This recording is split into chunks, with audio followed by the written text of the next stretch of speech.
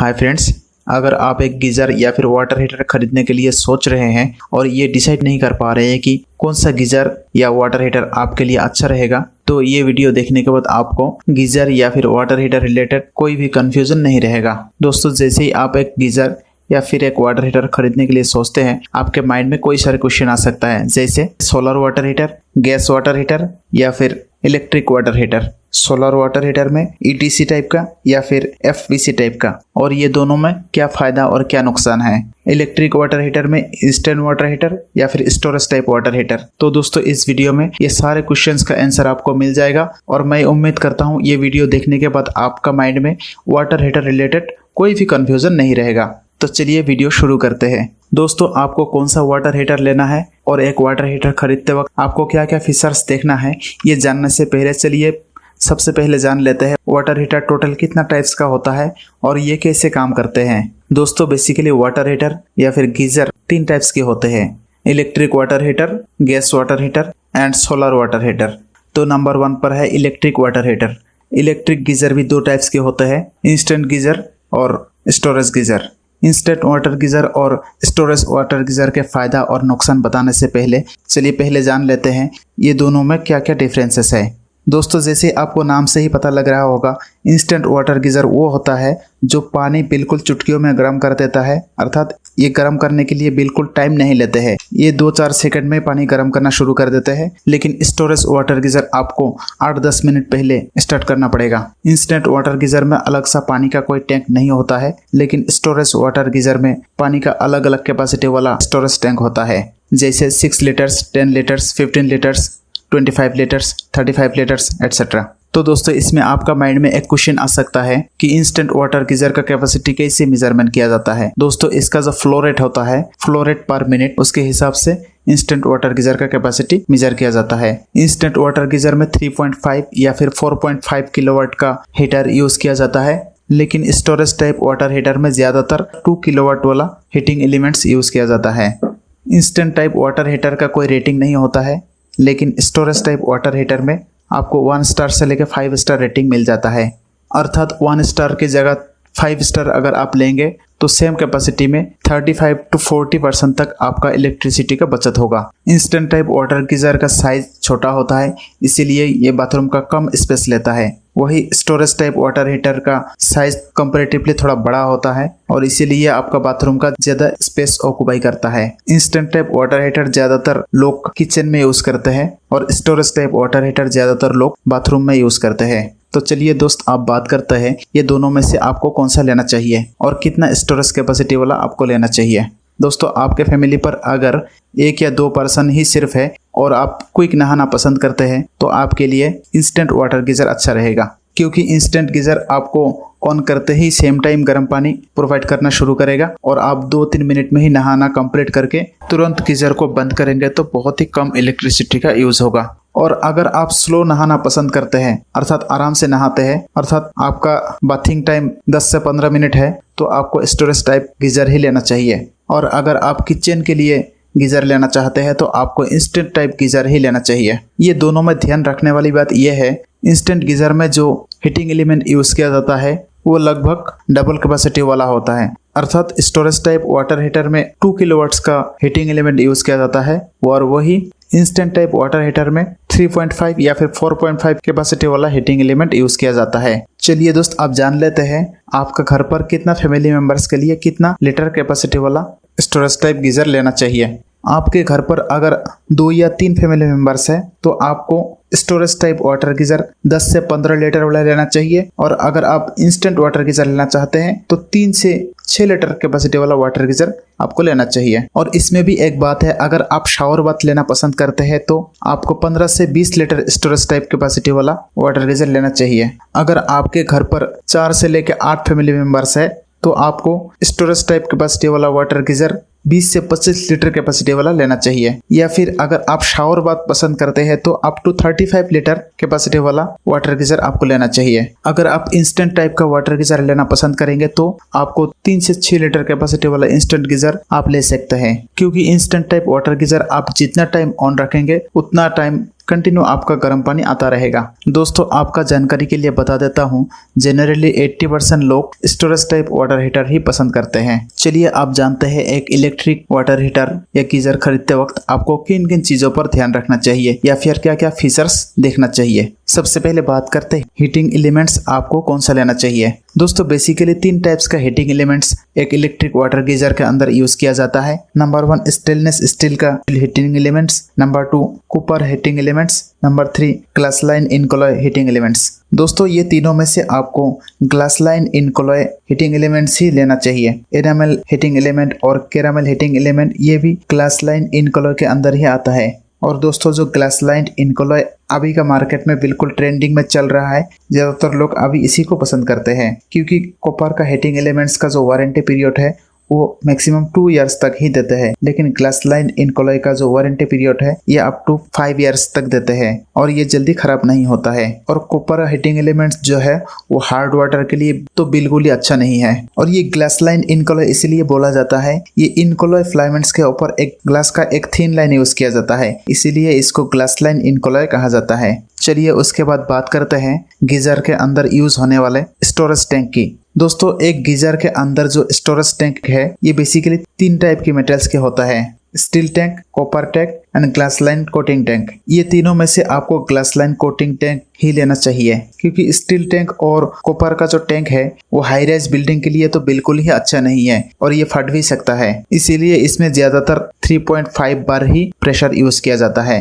लेकिन जो glass line coating tank है वो बहुत ही मजबूत होता है, स्पेशली हाई राइज बिल्डिंग के लिए, और इसमें 8 बार प्रेशर यूज किया जाता है। तो दोस्तों इसमें आपका जानकारी के लिए एक बात बता देता हूँ, आपका पानी का टैंक आपका गीजर का लेवल से कम 15 फीट ऊपर होना चाहिए, तभी सबसे ये अच्छा रिजल्ट देता है। चलिए उसके बाद बात करते हैं एक वाटर गीजर की बॉडी मटेरियल के बारे में। दोस्तों एक वाटर गीजर की बॉडी मटेरियल्स नॉर्मली 2 टाइप्स के होते हैं, मेटल की और प्लास्टिक की। जिसका बॉडी मेटल का है वो थोड़ा सस्ता है और जिसका बॉडी प्लास्टिक का है वो थोड़ा महंगा है। और जिसका बॉडी मेटल का है वो सॉफ्ट वाटर के लिए अच्छा होता है, लेकिन हार्ड वाटर के लिए प्लास्टिक बॉडी अच्छा होता है। और आजकल नॉर्मली ज्यादातर कॉस्टली वाला वाटर गीजर में ABS प्लास्टिक यूज किया जाता है जो सबसे अच्छा क्वालिटी का होता है। चलिए अब बात करते हैं स्टार रेटिंग की। दोस्तों आपको हमेशा एक 5 स्टार वाटर गीजर ही लेना चाहिए क्योंकि एक 1 स्टार वाटर गीजर से एक 5 स्टार वाटर गीजर कम से कम 40 to 50% इलेक्ट्रिसिटी का बचत करता है। चलिए उसके बाद बात करते हैं सेफ्टी फीचर्स की। दोस्तों जैसे ही आप एक अच्छा वाटर गीजर चूज करते हैं उसमें कोई सारे फीचर्स तो होना ही चाहिए, जैसे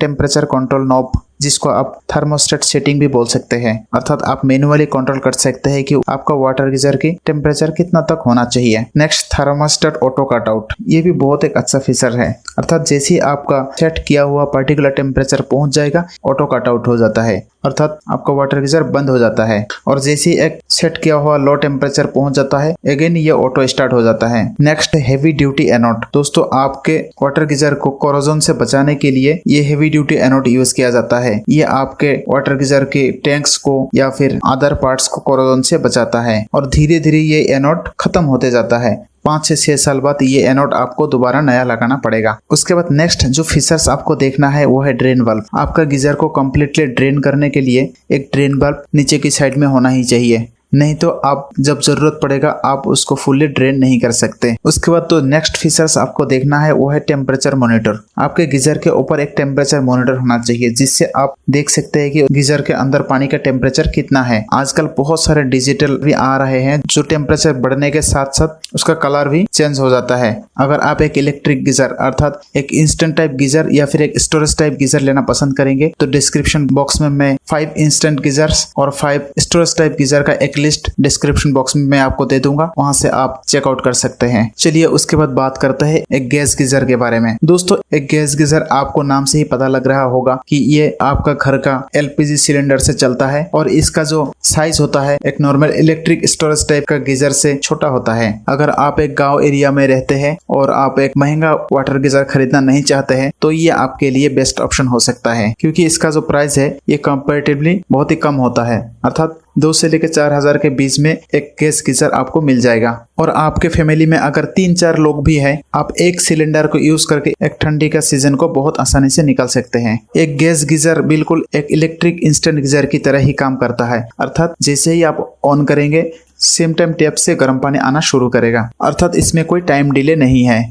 और जैसे ही आप टैप को बंद करेंगे गैस बंद हो जाता है, अर्थात गैस का लाइन सेम टाइम बंद हो जाता है। और एक गैस हीटर को स्पार्क देने के लिए इसके अंदर 2 स्मॉल बैटरी यूज किया जाता है जो गैस को स्पार्क देने का काम करता है। दोस्तों इसका भी मेंटेनेंस बहुत ही कम है। अगर आप एक खुला एरिया में रहते हैं, एक कंजस्टेड एरिया में नहीं रहते हैं, तो आपके लिए ये बहुत अच्छा ऑप्शन हो सकता है। सिर्फ कंडीशन एक ही है, आपका बाथरूम एक वेल वेंटिलेटेड एरिया में होना चाहिए। अगर आपका बाथरूम एक वेल वेंटिलेटेड एरिया में है तो आपके लिए ये गैस गीजर सबसे बेस्ट ऑप्शन हो सकता है। दोस्तों इसमें सिर्फ एक ही प्रॉब्लम है, वो है वेंटिलेशन का सेफ्टी प्रॉब्लम। इसीलिए बहुत सारे लोग गैस टाइप वाटर गीजर को पसंद नहीं करते हैं। तो दोस्तों चलिए अब बात करते हैं सोलर वाटर हीटर के बारे में। सोलर हीटर कैसे काम करता है, इसका क्या क्या फायदा है और क्या नुकसान है। दोस्तों सोलर हीटर के नाम से ही आपको पता लग रहा होगा वाटर हीट करने का काम सान से होता है। अगर आपका घर पर अगर बड़ा सा एक छत है या फिर आप एक गाँव में रहते हैं और इलेक्ट्रिसिटी का प्रॉब्लम है, तो ये सोलर वाटर हीटर आपके लिए बेस्ट ऑप्शन हो सकता है, क्योंकि इसमें इलेक्ट्रिसिटी का बिल्कुल ही जरूरत नहीं होता है और ऊपर से मेंटेनेंस भी बिल्कुल ही कम होता है। और ये एक बार आपने लगा लिया तो 20 से 25 साल तक एक सोलर वाटर हीटर काम कर जाते हैं। सिर्फ छोटा मोटा मेंटेनेंस का जरूरत है। दोस्तों इसमें जो वाटर टैंक यूज किया जाता है ये कंपैरेटिवली थोड़ा बड़ा होता है। इसका कैपेसिटी नॉर्मली 100 लीटर से लेकर 1000 लीटर्स तक होता है और इसका प्राइस 15-20 हजार से लेके 1 लाख रुपए तक आ सकता है। अगर आप 300 लीटर्स का एक सोलर वाटर हीटर खरीदना चाहते हैं तो आपको लगभग 30,000 रुपए का खर्चा आएगा। दोस्तों एक solar water heater thermosiphon system formula के ऊपर काम करते हैं, अर्थात ऑटोमेटिकली एक तरफ से ठंडा पानी आता है और ऊपर के भाग से गर्म पानी अपने आप ऊपर उठता है। जैसे आप जानते ही है गर्म पानी हमेशा ठंडे पानी के ऊपर ही रहता है, उसका डेंसिटी कम होने की वजह से। इसीलिए बड़े बड़े सिटी में भी आजकल बहुत सारे लोग सोलर वाटर हीटर को पसंद करते हैं। एक सोलर हीटर के जो टैंक होता है वो टैंक का आउटसाइड में फोम या पफ से इंसुलेशन किया जाता है, जिससे 2 से 3 दिन तक पानी आसानी से गर्म रख सकते हैं। और साइड से एक सैक्रिफिशियल एनोड भी यूज किया जाता है जिसका लाइफ नॉर्मली 4 से 6 साल तक होता है। दोस्तों आपके माइंड में क्वेश्चन आ सकता है ये पानी को कैसे इतना डिग्री तक गर्म करता है, तो आपका जानकारी के लिए बता देता हूँ। बहुत सारे लोग ये सोचते हैं इसमें सिलिकॉन यूज किया जाता है जैसे एक नॉर्मली सोलर सेल में यूज किया जाता है और उससे ये चार्ज होता है। दोस्तों ये बिल्कुल गलत है। दोस्तों ये पिक्चर में जो आप डंडा देख रहे हैं इसके अंदर पानी रहता है। वो पानी 2 तरीके से गर्म होता है। नंबर 1, उसका जो सेकंड लेयर है वो एक ब्लैक सरफेस से बनी हुई होता है जो सनलाइट को 99% एब्जॉर्ब कर लेता है। उसके बिल्कुल ही ऊपर से एक ग्लास का लेयर रहता है और बीच में वैक्यूम रहता है, जिसके कारण जो हीट रिफ्लेक्ट होता है वो भी वापस उसी को ही गर्म करता है। इंफ्रारेड रे ये ग्लास की वजह से बाहर नहीं आ पाता है और एक ग्रीन हाउस इफेक्ट की तरह काम करता है। ये 2 तरीके से ट्यूब के अंदर का पानी गर्म होता है और जैसे ये पानी गर्म होता है सेम टाइम ये ऊपर की साइड चला जाता है और नीचे से ठंडा पानी वो ट्यूब पर वापस आते हैं। ऐसे करके ये प्रोसेस चलते रहते हैं। दोस्तों ये ट्यूब और फ्लैट स्पेस के ऊपर डिपेंड करके solar water heater basically 2 types के होते हैं, एक ETC